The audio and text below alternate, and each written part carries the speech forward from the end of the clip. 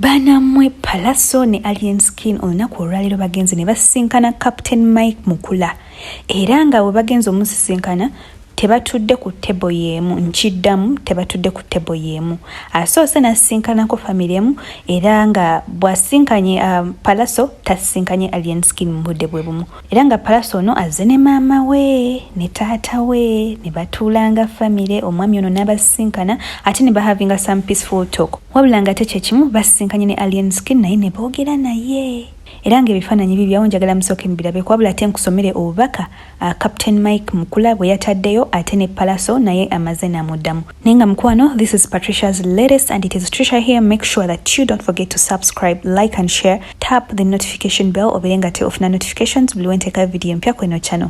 Katulaba abaana bano.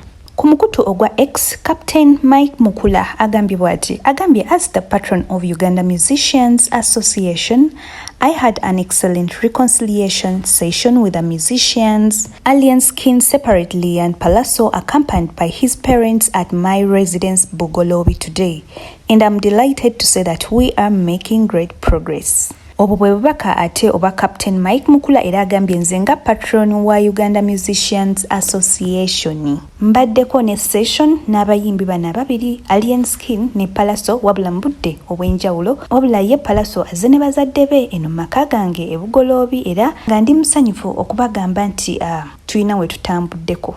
Era bino byonna we biggweredde ye Pallaso agenze maaso ku mukutu gwe gwa TikTok n'ateekayo vidiyo eno era n'akaptioninga n'agamba nti thank you Captain Mukula for having me and my parents over for lunch today. Your support means everything. You've helped the music industry a lot and I believe you can help us resolve this issue too.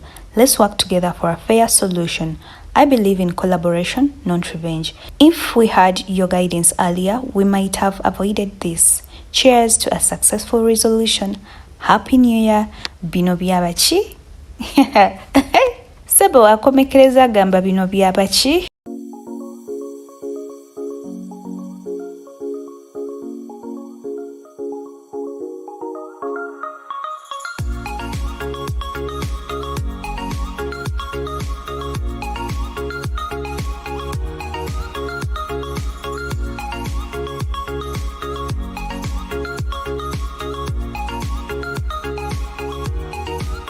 Byebyo nno wabula nga te ye Pallaso nga we mbagambye amwebaziza namugamba osanga senga wakiyingira muddo osanga senga kati ebintu byatambula dda bulungi. Naye nagamba nti bino byabaki wabula nga nzijukiza gwena tanaba subscribinga atanaba likinga atela sharinga tappinga notification bell obeere nga te ofuna notifications buli wenteekayo ekipya kweno channel. Thank you so much for watching. Bye.